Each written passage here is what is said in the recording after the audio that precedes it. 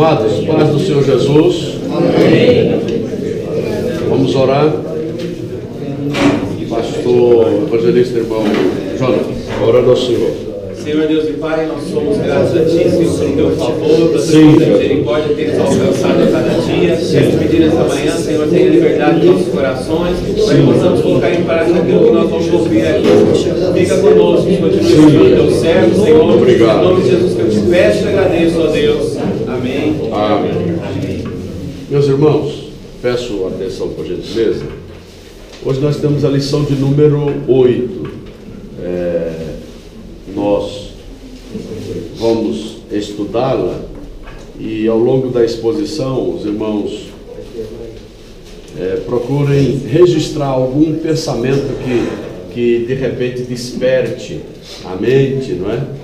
Do irmão a respeito, até para servir de base, de roteiro para a exposição em aula no próximo domingo. A consagração do sacerdote. Diga, a consagração do sacerdote. A consagração do sacerdote. Sempre lembrando que era uma figura, não é? Era um tipo de Cristo. Essa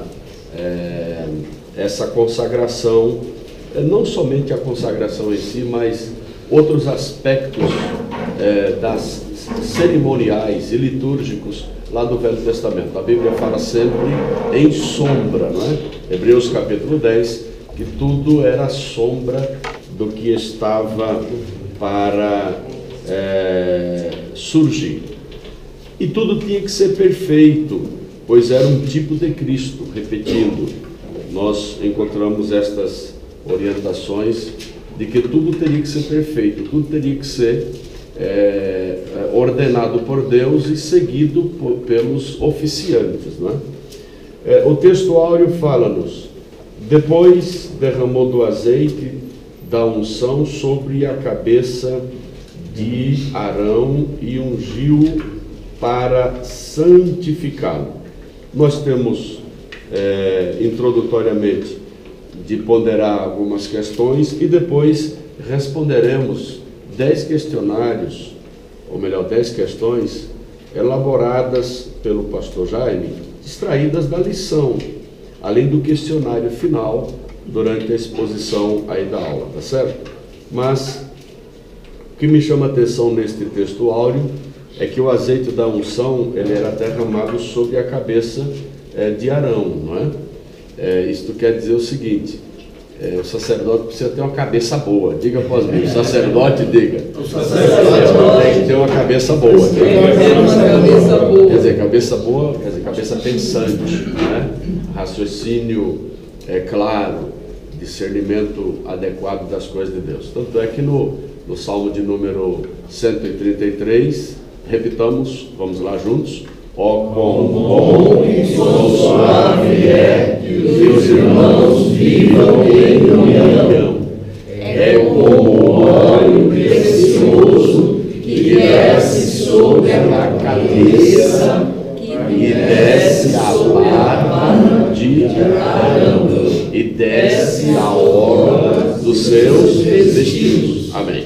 Esse é o verso 2. Então veja que similitude, que texto paralelo tão importante esse de Salmos para os irmãos darem introdução em aula a respeito do azeite que era derramado sobre a cabeça. Tem um simbolismo muito forte aí, não é? Sacerdote que se preza tem que ter cabeça boa, mente boa. E o apóstolo São Paulo diz que nós temos que ter a mente de Cristo. A mente de Cristo. Ter a mente de Cristo é pensar como Cristo pensou, ter o raciocínio de Cristo, sempre à luz da palavra, não é? Então é bom entender que a unção era derramada sobre a cabeça.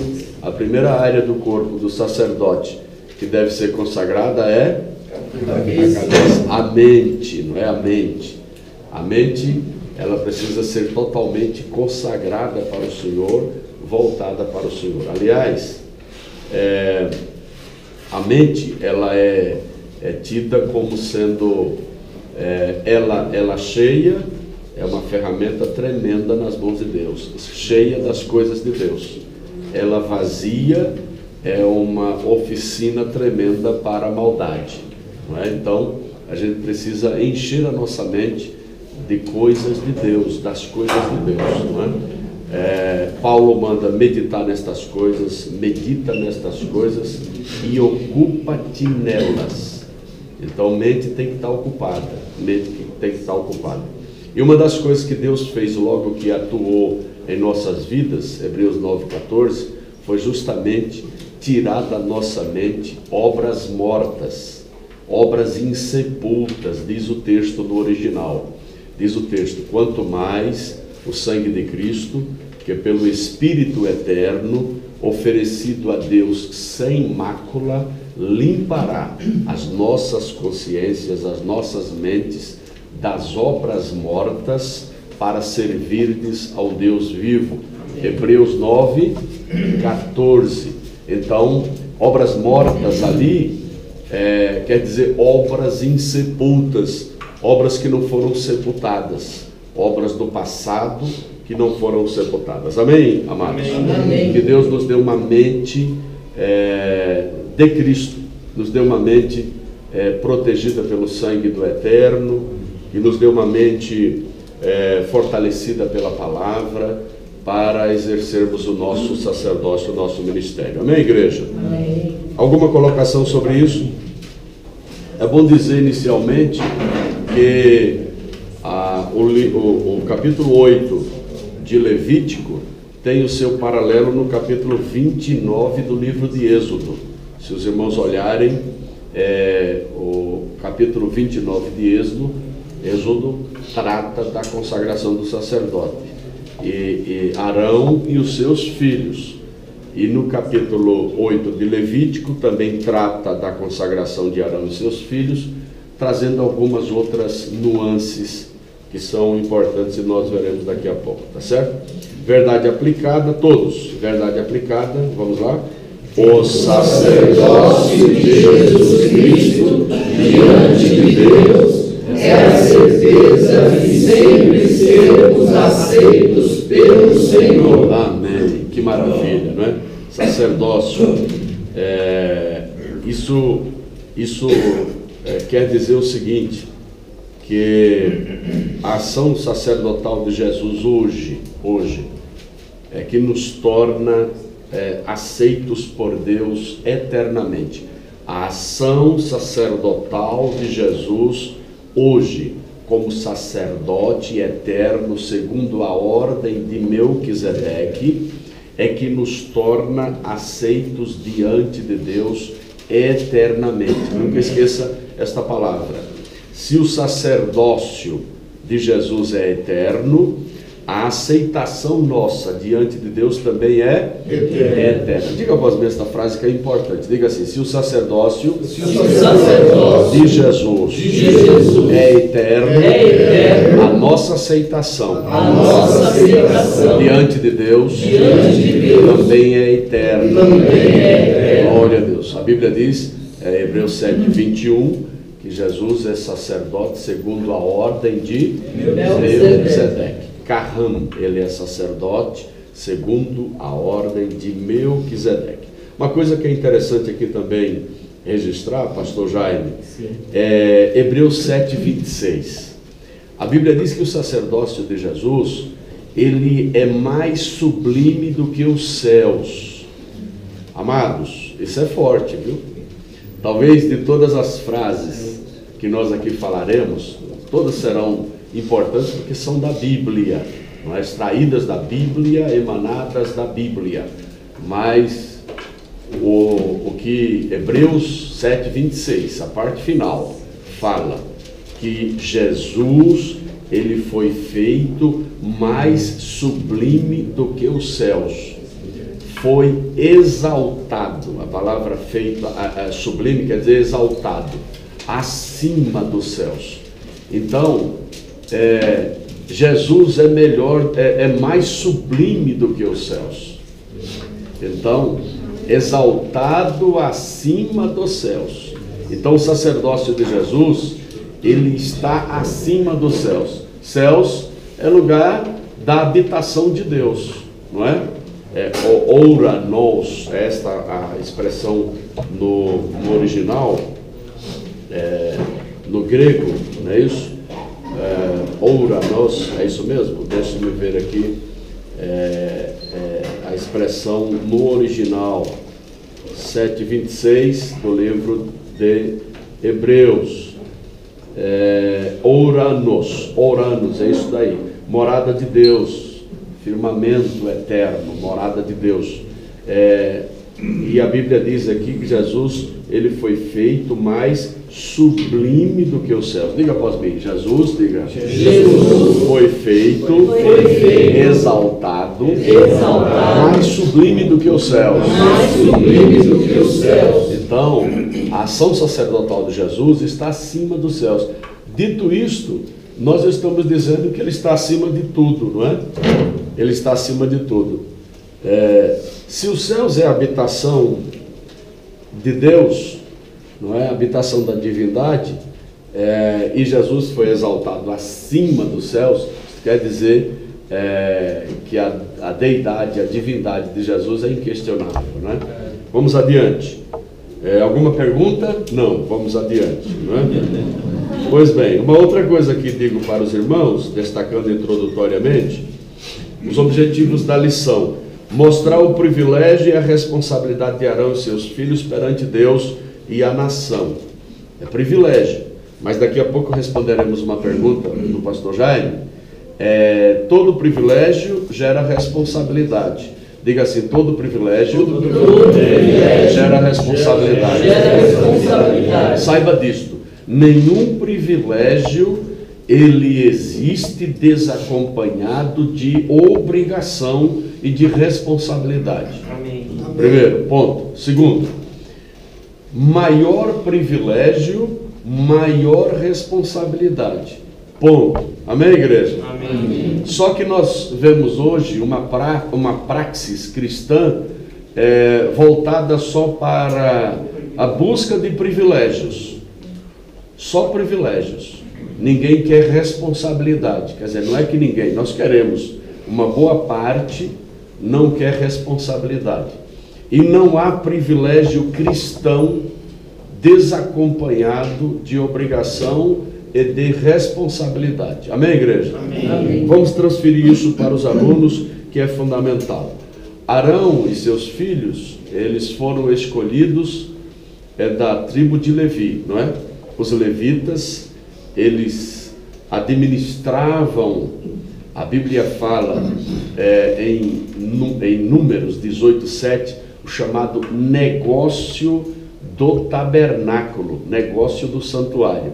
Negócio aí, aspas, né? Não é negócio como nós vemos aqui. Confere aí esta referência.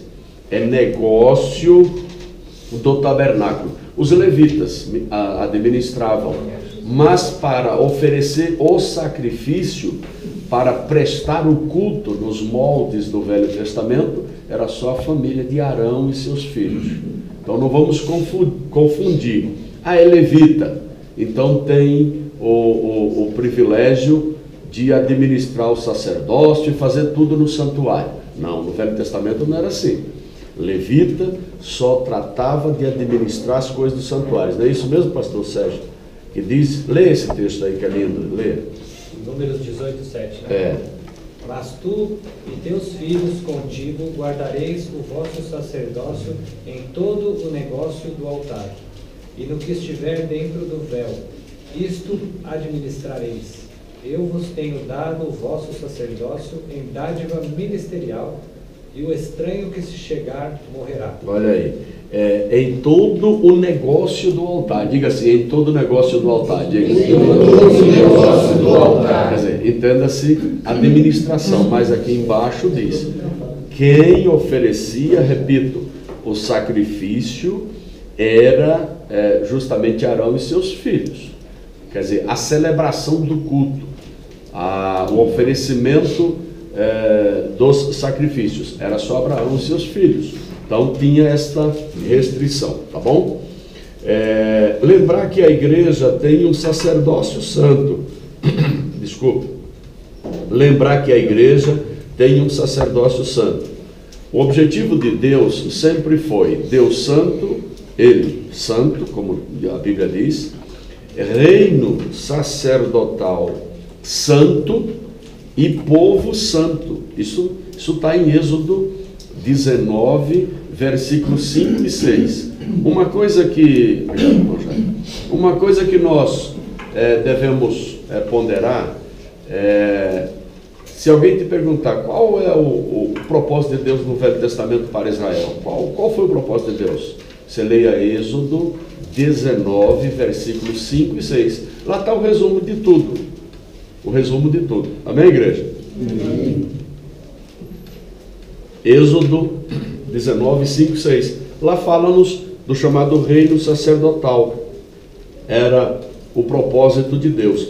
E isto está no Novo Testamento. Daqui a pouco falaremos sobre 1 Pedro 2 e 9, em especial o verso 5, que diz que o Senhor, vós também, como pedras, como casa e espírito, como pedras vivas, e edificados casa espiritual, e lá diz, sacerdócio santo, E no verso 9 fala do sacerdócio real, não é? Sacerdócio real, quer dizer, sacerdócio verdadeiro. Uma coisa, sacerdócio santo. Outra coisa, que do verso 5 de 1 Pedro 2, 5, outra coisa é o sacerdócio real, que está sendo ressaltado em 1 Pedro 2 e 9. Sacerdócio santo, o objetivo primordial de Deus. Deus santo, povo santo, nação santa, sacerdócio santo. Isso foi esquecido por Deus, esse propósito? Não. No Novo Testamento, portanto, tem uma exigência também. Deus, ele nos fez reis e sacerdotes. Agora, tudo por Cristo, daqui a pouco falaremos sobre isso. E a última parte dos objetivos é ensinar que quando fazemos conforme a vontade de Deus, sua manifestação, ela é gloriosa. Amém, amados? Esta é, pois, a introdução, o esboço da lição, o sumo sacerdote Arão, a consagração dos filhos de Arão e a glória e o fogo do Senhor. Nós temos então aqui 10 questões levantadas pelo pastor Jaime, que estão dentro da lição. Ao longo da exposição dessas questões, nós estaremos abordando os pontos centrais da lição, tá? Que nós julgamos que todos leram aqui. Amém, igreja? Amém. Só tem 3 amém, então só 3 irmãos leram. Amém, igreja? Amém. Amém. Aumentou mais um pouquinho, né? Então nós desafiamos os irmãos a lerem a lição, não é? Pelo menos ler a lição. Isso é fundamental para termos uma compreensão maior. Amém, igreja? Amém. Pois bem, o pastor Jaime, ele fala o seguinte, o primeiro ponto, a primeira questão: o que significa santificar o sacerdote com a unção? O que significa santificar o sacerdote com a unção? É separá-lo para o ofício ministerial a Deus. Pronto, a santificação é a consagração, é a separação, é apartar, é designar alguém para o ofício santo. Nunca esqueça desta frase, não é? Santificar o sacerdote com a unção era uma maneira dada por Deus, quer dizer, uma recomendação deixada por Deus para consagrar o sacerdote, separar o sacerdote para o ofício santo. Sacerdote dessacralizado não oficiava nem ministrava o rito santo. Eu vou repetir, não é? Sacerdote que não tinha a consagração, portanto, a separação para a ministração do sagrado, ele não estava impedido, portanto, de exercer o ofício sagrado. Quer dizer, antes de ministrar o ofício sagrado, a pessoa tem que ser o quê? Consagrada. Não é? Lógico, no exemplo, pastor Ricardo, elementar, nós não podemos dar o púlpito para ministrar uma pessoa que não tem a consagração necessária. Sim ou não? Amém. Às vezes tem irmão que fala, não, aquele irmão aceitou Jesus há 3 dias e quer dar testemunho. Meu irmão, deixa ele estudar a Bíblia, se preparar para o batismo, descer as águas, entendeu? Fazer as exigências públicas da sua fé. Aí depois, irmão, pode dar testemunho. Amém, igreja? Amém. Você sabe que tem irmão, tem igreja por aí que não quer nem saber, não é isso? Eu acho que seguindo esse rito, é claro que alguém pode dizer, não, pastor, mas em Cristo nós somos santos. Aceitamos a Jesus, em Cristo somos santos. É verdade. Mas não disse também a pessoa, estou falando aqui em hipótese, que existe o aspecto prático, progressivo, do caminho da santificação, entendeu? Que deve ser obedecido, tá bom? Isso aconteceu muito com aqueles artistas que se convertiam e já o pastor estava sentado bem lembrado no púlpito e ele chegava e já ia dar testemunho. Bem lembrado, pastor. Artista, seja de qual área da ciência, ou não diria da ciência, ou da secularidade, que for, aceitou Jesus, meu irmão, tem que seguir o rito normal. Não é para chegar e já pôr no púlpito, entendeu? Político no púlpito, só se for convertido igual o pastor, né? Político no púlpito. É verdade. Você chega um político secular, não é irmão nosso, e já vai colocar o cabra do lado do púlpito. Pior se for um partido. Aí complica mais ainda. Então é preciso ter regra. E quanto mais regramento, mais eu digo, isso valoriza a obra de Deus. Portanto, essa regra tanto, né? É um pouco de bom senso, bom senso e temor de Deus. Exatamente. Né? Agora, veja o que é que Strong fala, amados, olhe para mim.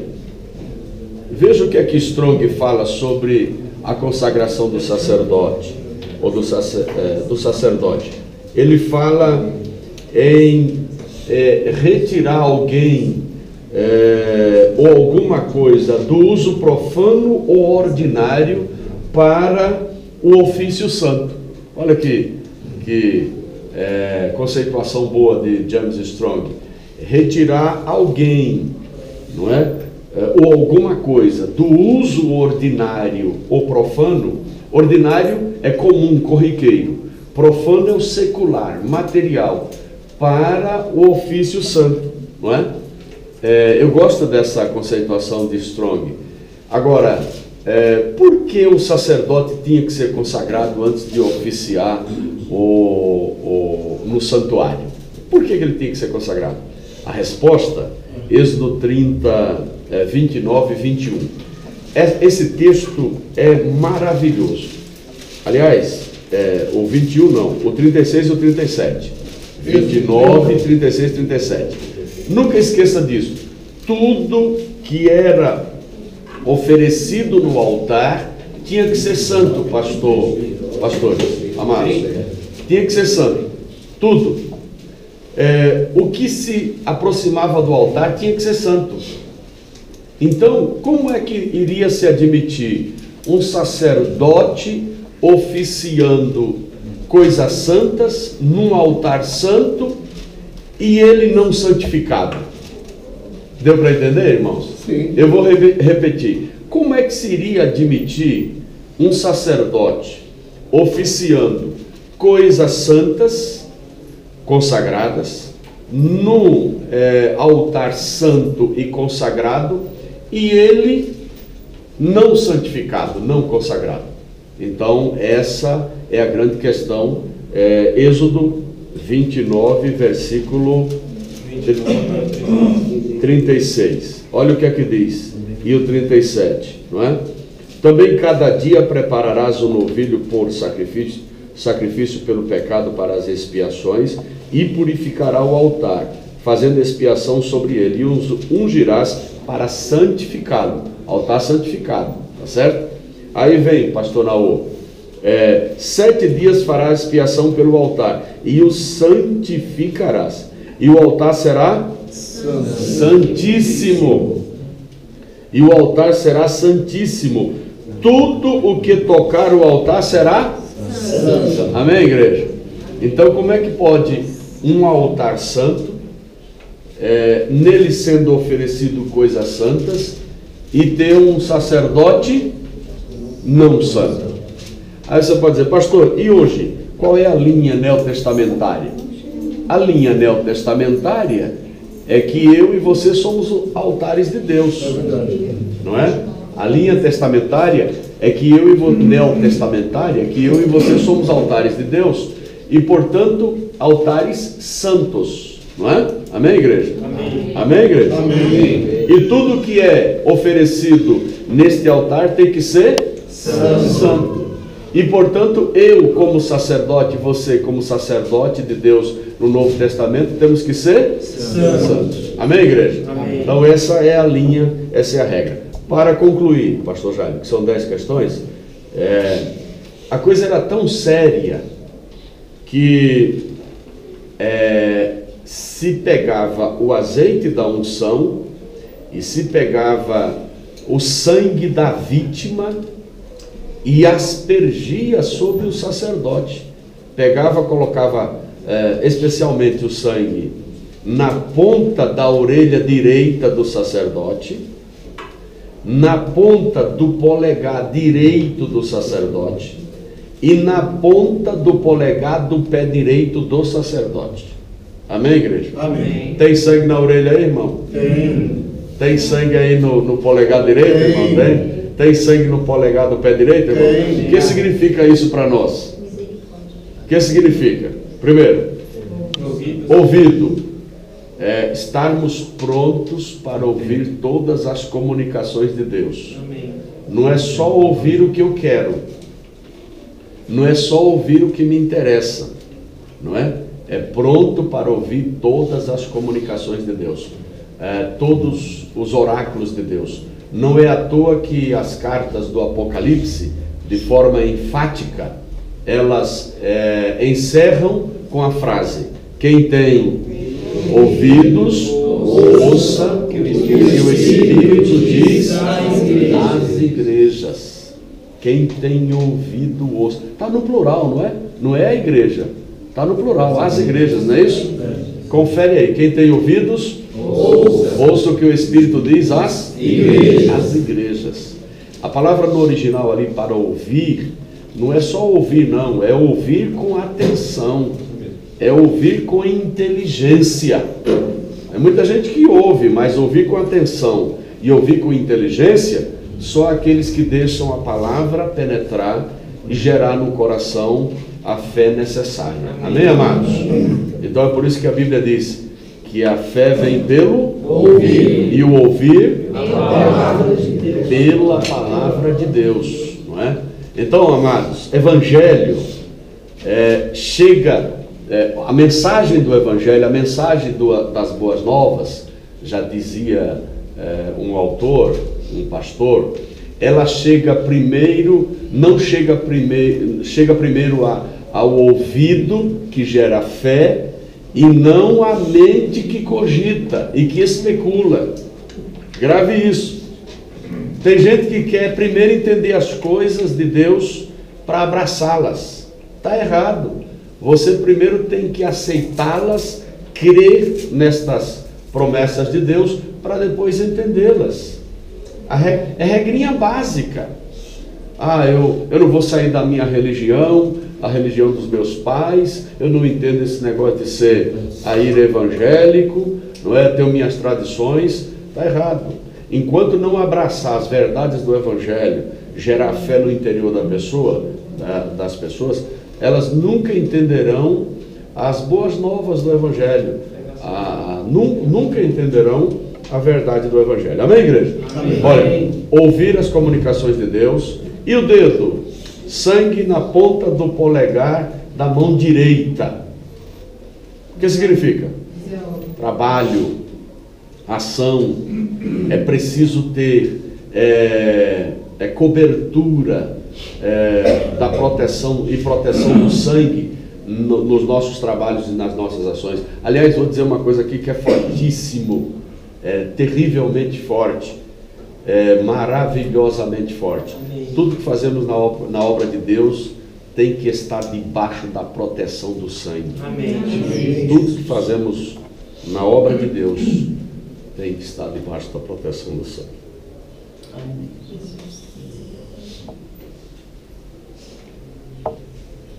Desculpe, irmão. Do sangue do Cordeiro. Desculpe. Glória a Jesus. Seja louvado. Glória a Deus. Glória a Jesus. Pastor, a mão direita também era tão importante que era a mão que abençoava, né? A mão que abençoava. Mão direita, é verdade. O homem da mão mirrada é a mão direita. É verdade. Ele não podia abençoar seus filhos. Se nós não tivermos esta convicção de que tudo que fazemos na obra de Deus tem que estar debaixo da proteção do sangue, isso significa dizer debaixo da proteção redentora do Calvário, não é? Estar debaixo da proteção do sangue do Cordeiro de Deus é estar debaixo da proteção redentora do Calvário. Isso quer dizer que nós não fazemos porque temos condição de fazer, ou temos expertise, ou temos algum tipo de formação acadêmica. Nós só fazemos por causa da obra redentora do Calvário, né? Então, a sangue na ponta do polegar da mão direita é trabalho. Trabalho protegido. Diga assim, trabalho protegido. Diga. Trabalho protegido pela obra do Calvário. A obra redentora, maior, perfeita, única e eterna, como diz a Bíblia. E finalmente, o sangue na ponta do polegar do pé direito. O que significa? Hein? Diga assim, andar protegido. Diga. Andar protegido. Andar com autoridade. Andar com autoridade. Sacerdote que se preza tem que andar protegido no sangue, tem que andar com autoridade, né? Autoridade para entrar e para sair. Uma coisa tremenda isso aqui. Eu vou parar porque senão eu não consigo concluir a aula, tá certo? Amém, igreja? Amém. Deus seja louvado.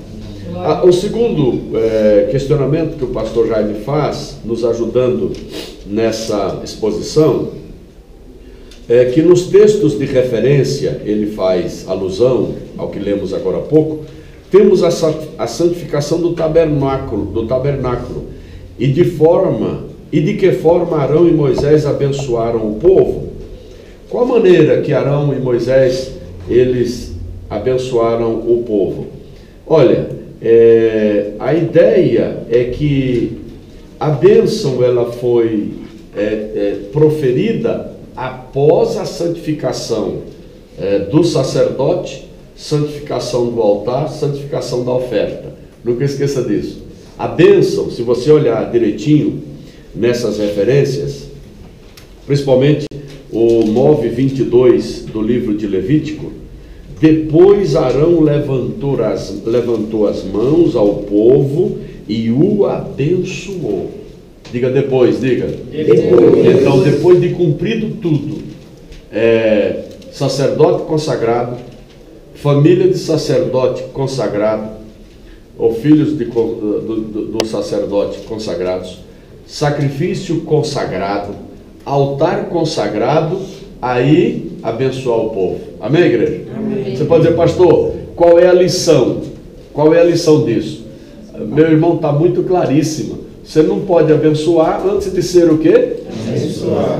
Abençoado, antes de ser consagrado.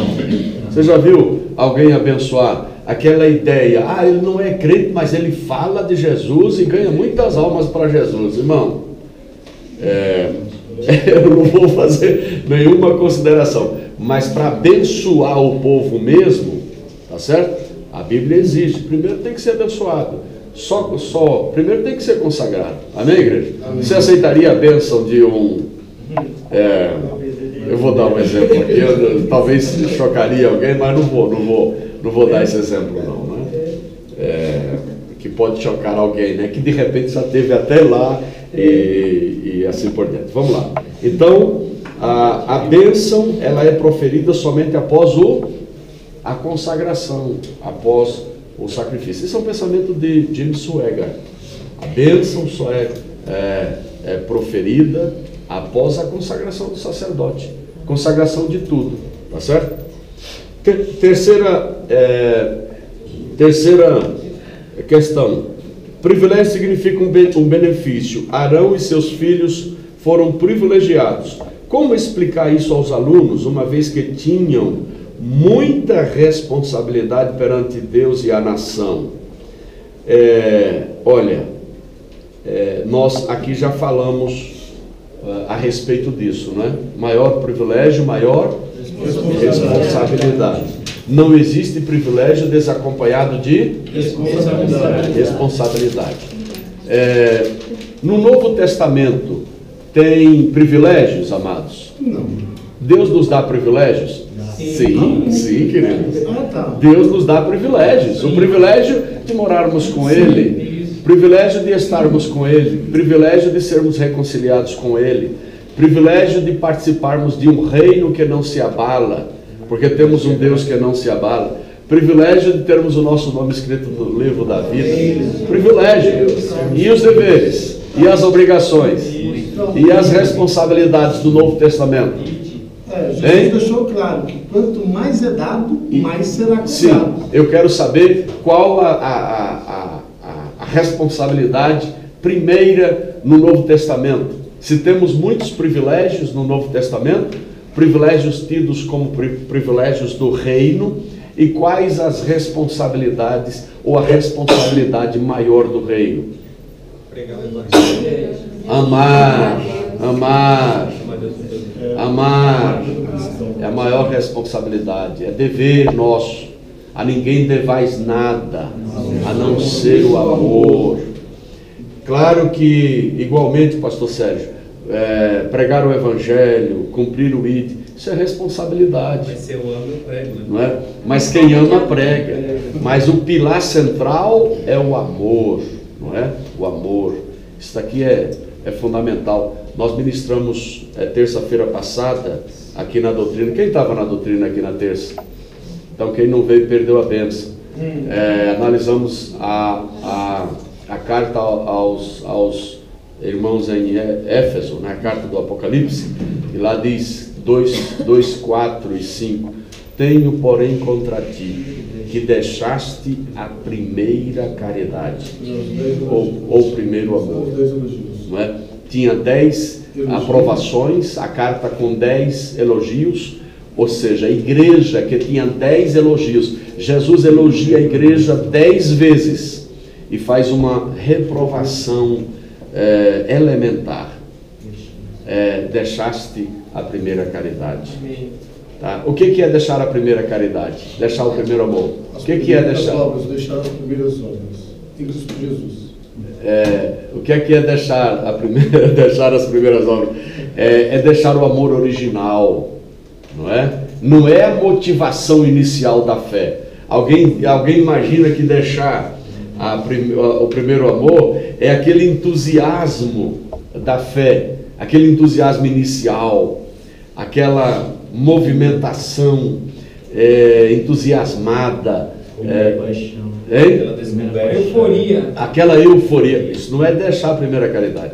Deixar a primeira caridade é abandonar a obra da cruz, é abandonar o Calvário, é se distanciar do amor original. Deus amou o mundo de tal maneira, com amor eterno te amei e com amorável benignidade te atraí. É deixar isso, entendeu? Então não adianta ter 10 elogios e deixar o principal, não é? E deixar de lado o principal. Tem gente procurando só elogios por aí.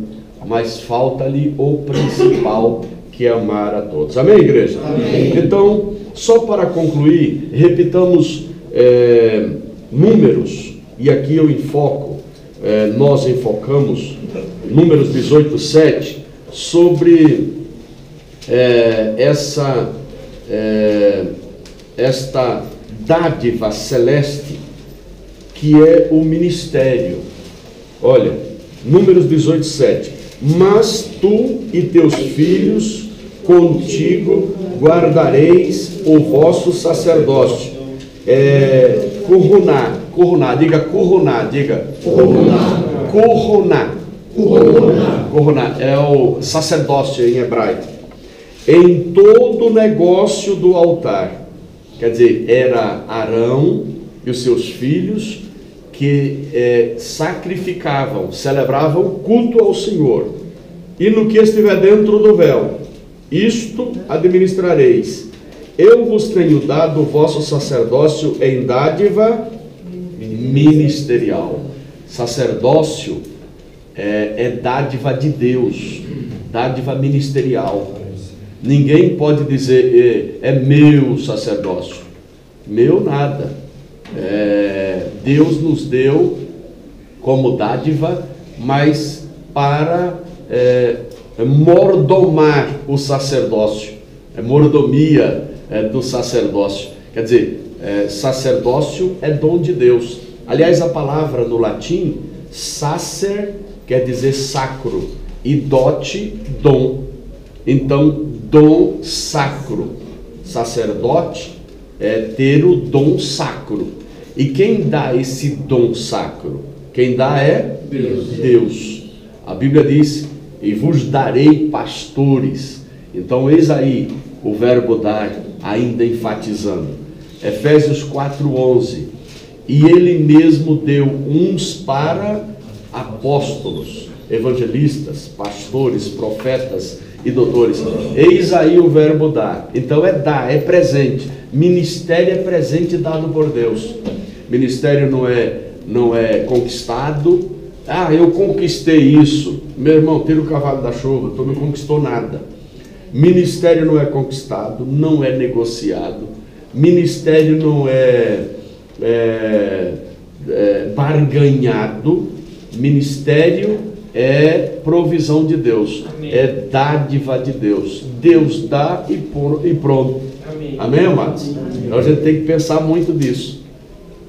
Se lermos Colossenses 4:17, diz assim: e dizei a Arquipo, atenta para o ministério que recebestes do Senhor, para que o cumpras. Então, é Deus que dá o ministério. Amém. O ministério é nosso? Não. É de Deus. Ele nos permite administrá-lo. Entendeu? E nós temos que administrá-lo com toda a mordomia possível. Aí vem a pergunta, a interrogação. Como você está administrando o ministério que Deus te deu? Aí fica cada um de nós para responder, tá certo? Amém, igreja? Amém. Vamos mais adiante? Alguma pergunta sobre isso? Não é? A quarta pergunta. Explique a afirmação. A igreja tem um sacerdócio santo. Então, vamos explicar. Vamos ler 1 Pedro 2, verso 5 e 1 Pedro 2, verso 9. Diga sacerdócio santo, diga. Sacerdócio santo. Não vamos confundir com sacerdócio real. Muito embora é a extensão do sacerdócio santo. Não existe sacerdócio real sem o sacerdócio santo. Então vejamos, leia. Vós também, como pedras vivas, Isso. sois edificados casa espiritual e sacerdócio santo, para oferecer sacrifícios espirituais agradáveis a Deus por Jesus Cristo. Repete, Mônica, irmã Mônica, essa frase final. Por Jesus Cristo, diga. Por Jesus Cristo. Toda a igreja. Por Jesus Cristo. Eis aí o segredo. Nós exercemos o sacerdócio santo por Jesus Cristo. Ele é santo. e, portanto, exige que os seus co-sacerdotes sejam santos, não é? E o verso de número 9 fala em sacerdócio real, quer dizer, sacerdócio verdadeiro. Não há sacerdócio real sem que antes tenha sacerdócio santo. Eu disse aqui no início, se Deus é santo, o povo é santo, a nação é santa, o reino é santo, o sacerdócio tem que ser santo. Tem que ser santo. Sacerdócio real diz respeito a sacerdócio verdadeiro, tá? Como é que exercemos hoje o sacerdócio? Nós exercemos em Cristo, não é? Exercemos o sacerdócio por Cristo. Amém, igreja? Então, acho que está respondido essa colocação. Irmão Jaime, se quiser fazer alguma abordagem, fica à vontade, tá? 5. A introdução apresenta o Senhor Jesus Cristo como sacerdote que está diante de Deus para interceder. E o Espírito Santo é intercessor também. Como explicar esta verdade ao aluno? Olha que sutileza do pastor Jaime. Isso aqui é corretíssimo, essa indagação. É pertinente ao extremo. O Espírito Santo, ele intercede também, mas Jesus, ele também intercede. Como explicar isso para os alunos? Estava orando a respeito disso, não encontrei explicação em nenhum livro, mas estava orando a respeito disso, o Espírito de Deus me deu um discernimento. O Espírito Santo, ele intercede por nós no nosso mistério de oração. O Espírito Santo intercede por nós no nosso mistério de oração. Diga após mim: o Espírito Santo intercede por nós no nosso mistério de oração. O Espírito, Jesus intercede por nós na nossa necessidade de sermos aceitos diante de Deus. Amém, igreja? Amém. Então não esqueça disso. Hein? O Espírito Santo é Romanos 8, 26, né? Ele intercede por nós no mistério da oração, no nosso mistério de oração, na necessidade que temos de orar diante de Deus, ele nos ajuda. Jesus, ele intercede por nós na necessidade que nós temos de sermos agradáveis e aceitos por Deus. Amém, igreja? Amém. Essa é a resposta.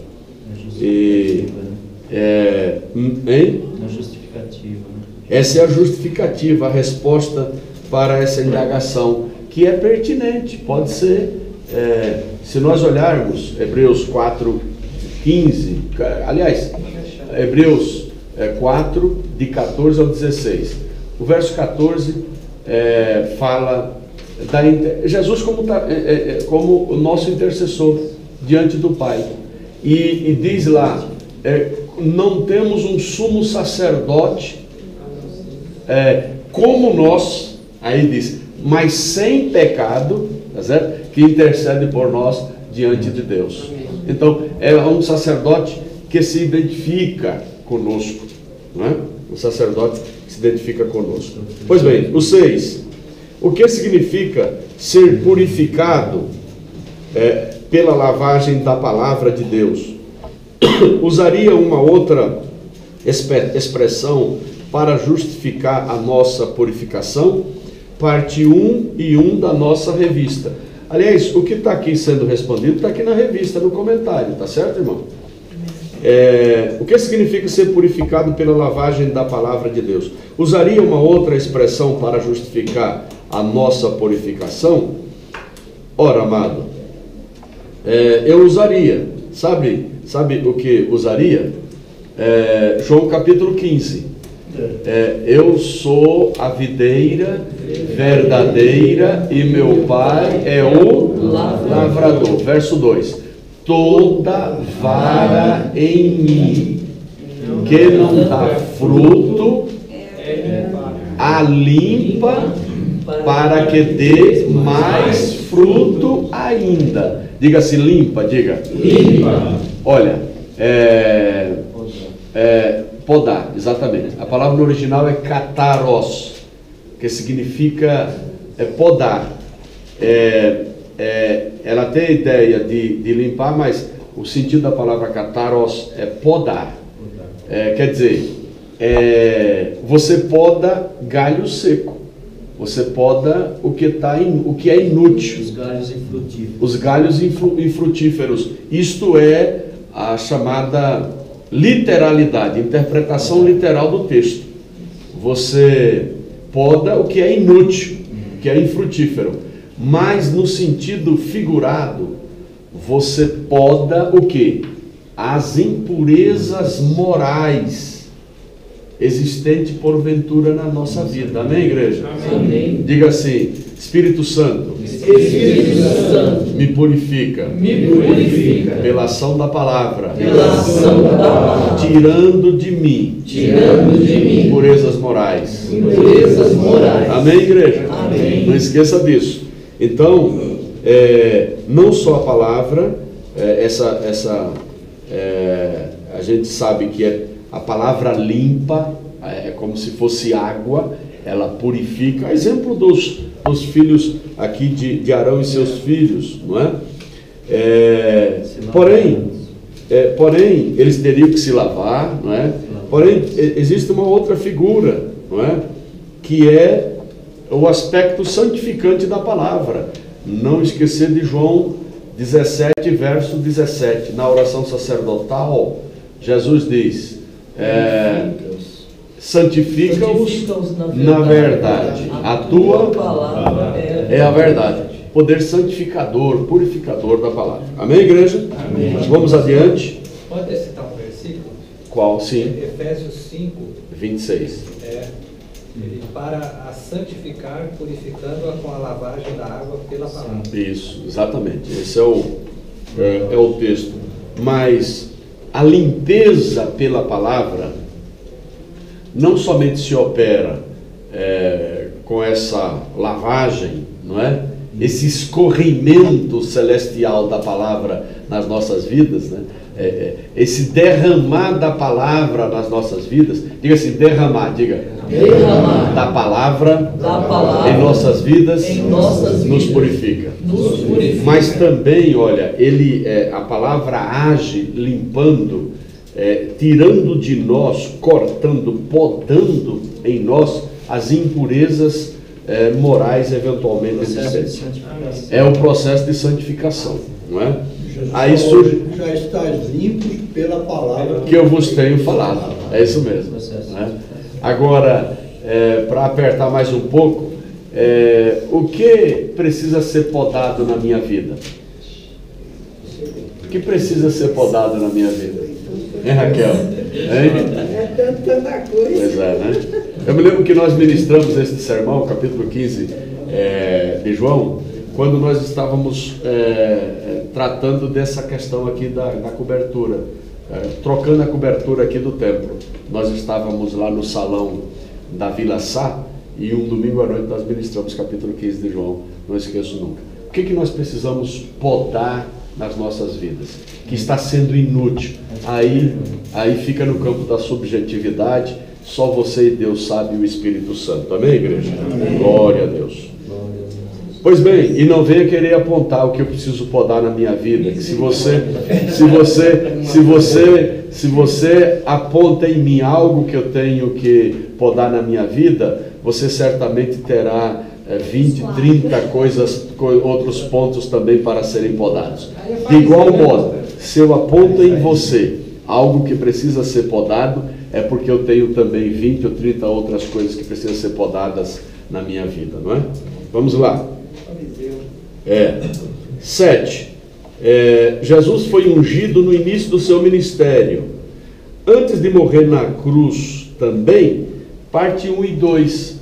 A parte 1 e 2 da apostila diz assim, olha, da lição: a unção de Arão, um tipo do Senhor Jesus Cristo que foi ungido no início do seu ministério e antes de morrer na cruz. Então a indagação é essa. Jesus foi ungido no início do seu ministério. Antes de morrer na cruz também, olha, a unção de Jesus foi única. O Espírito do Senhor Jeová me ungiu, pronto. É a única unção de Jesus. Talvez a colocação aqui, pastor Jaime, não tenha sido clara pelo autor. A unção de Jesus foi uma e única, não é? Entretanto, que ele foi fortalecido para ir ao Calvário, isso é inegável. Que ele foi fortalecido por Deus para ir ao Calvário é inegável. Aquela atitude da mulher pecadora em ungir a Jesus antes do seu sepultamento, enquanto vida, aquilo é uma espécie de fortalecimento preparatório para eles ir até o Calvário. Mas o texto que vem à minha mente para dar fundamento a isso é Hebreus 12, verso 2. Então assim, olhando para Jesus, autor e consumador da fé, o qual, pelo gozo que lhe estava proposto, suportou a cruz. Então Jesus, ele foi fortalecido certamente para ir ao Calvário. Agora ungido uma única vez. Outra indagação: a igreja de Cristo é chamada de sacerdócio real. O sacerdócio da igreja é junto com Cristo, assim como o dos filhos de Arão era com seu pai. Parte 2 da lição. Como explicar que o sacerdócio da igreja é junto com Cristo, se na resposta 2 ao questionário da revista, a autoridade para exercer o ministério sacerdotal em favor de todos os crentes é Jesus, com base em Hebreus 7, 21. Sempre será por Jesus, não é? Sempre, diga assim, sempre, diga. Sempre. Será por Jesus. Será por Jesus. Ele sumo sacerdote e nós, os seus sacerdotes. Mas sempre por Jesus. Isso aqui é muito interessante dizer. Enquanto que no Velho Testamento precisava-se de um sacerdote para mediação, ou vários sacerdotes para mediação, no Novo Testamento só há um que faz a mediação entre o homem e Deus, que é Jesus. Pronto, isso daí sempre será por Jesus. Nós exercemos o sacerdócio santo e real por Jesus, está muito claro, e em Jesus, não é? Quer dizer, ele nos reveste desta autoridade sacerdotal. Gostaria de fazer outras considerações sobre a intercessão de Jesus e do Espírito Santo dentro da Santíssima Trindade. O pastor Jaime está apertando mais aqui a coisa, né, irmão? Eu diria, pastor Jaime, que é preciso se entrar aqui na seara dos ministérios da pessoa da Trindade, né? Das pessoas da Trindade. Entrar no ofício chamado Deus atuou na criação, Jesus atuou na redenção e o Espírito Santo atuou na obra da salvação. Sem contudo, se o Pai atuou na criação, o Filho e o Espírito atuou. Se o Filho atuou na redenção, o Pai e o Espírito atuou. Se o Espírito Santo atua na salvação, Jesus e o Pai também atuam. Então não há diferenciação nesse sentido, se bem que isso é uma situação polêmica e chegaria até se discutir sobre a diferença entre trindade e triunidade. São coisas distintas, a trindade e a triunidade, que não é a nossa matéria. Gostaria de comentar porque o fogo era estranho com Nadab e Abiú. Eles não eram filhos de Arão? Mas por que fogo estranho? Bem, qual a razão? Por que fogo estranho? Levítico 10, verso 1 fala. Não é? Hein? Não era tirado do altar? Não, veja, olha. Não, mas tem um segredinho. Essa palavra está correta, mas tem uma outra expressão. Por quê? E os filhos de Arão, Nadab e Abiú, tomaram cada um o seu incensário e puseram neles fogo e puseram. O incensário era deles? Como não? Eles eram filhos de sacerdote, consagrados ao sacerdócio, fazia toda o serviço. Como não? Era deles. Olha, e puseram neles fogo, e puseram incenso sobre ele, e trouxeram fogo estranho perante a face do Senhor, o que lhes não ordenaram. Eis aqui a resposta. Deus não mandou colocar fogo. Deus não mandou eles fazerem aquilo. Exatamente. Então, o fogo estranho está em não colocar fogo aonde Deus não mandou colocar fogo. Sim, amado. Se Deus não ordenou, meu amado, não entre por esse caminho. Tá certo? Esse é o pensamento que está aqui na lição de M. e Ryerson Turnbull. Ele diz que o fogo era estranho com Nadab e Abiú, pois eles não fizeram como Deus mandou. É aquele detalhe: cultuar do meu jeito.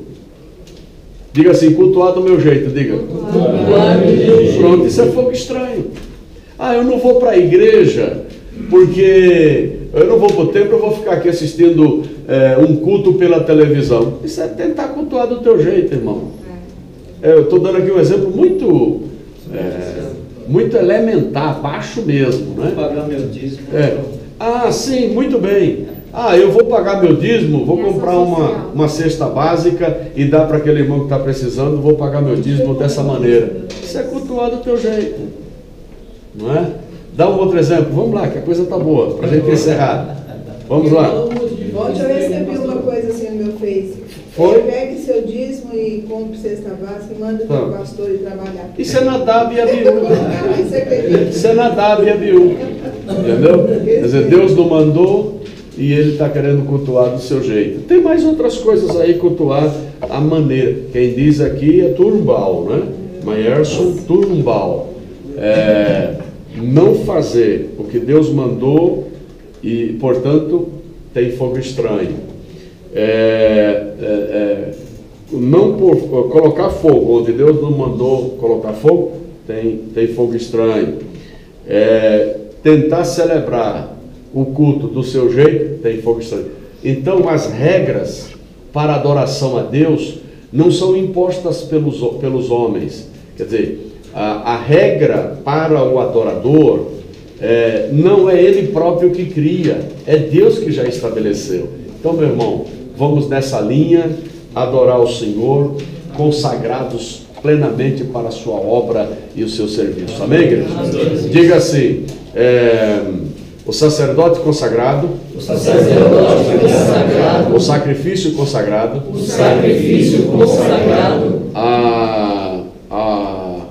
o altar consagrado,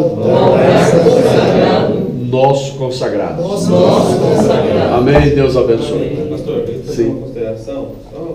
É interessante que no caso de Nadab e Abiú, eles não fizeram isso com má intenção. O texto não mostra essa má intenção deles. Só que eles desobedeceram uma ordem direta. Exatamente. Então, às vezes as pessoas falam, mas eles fizeram tudo numa boa intenção. A questão não é a boa intenção, é a obediência. Esse é o ponto. Com intenção ou sem intenção, desobedecer. Exatamente. Diz que de boa intenção o inferno está cheio. Deus te abençoe, amado e amada. Bom domingo. Vamos orar. Curva a sua cabeça. Pai Celeste, nós te rendemos graças pela tua grandeza e pelo teu amor. Obrigado por ter nos exortado nesta manhã a consagrar mais as nossas vidas para a tua obra e o teu serviço. Abençoa os teus filhos, nos dá um domingo, Senhor, restante abençoado por ti. No nome de Jesus nós oramos. Amém. Deus abençoe.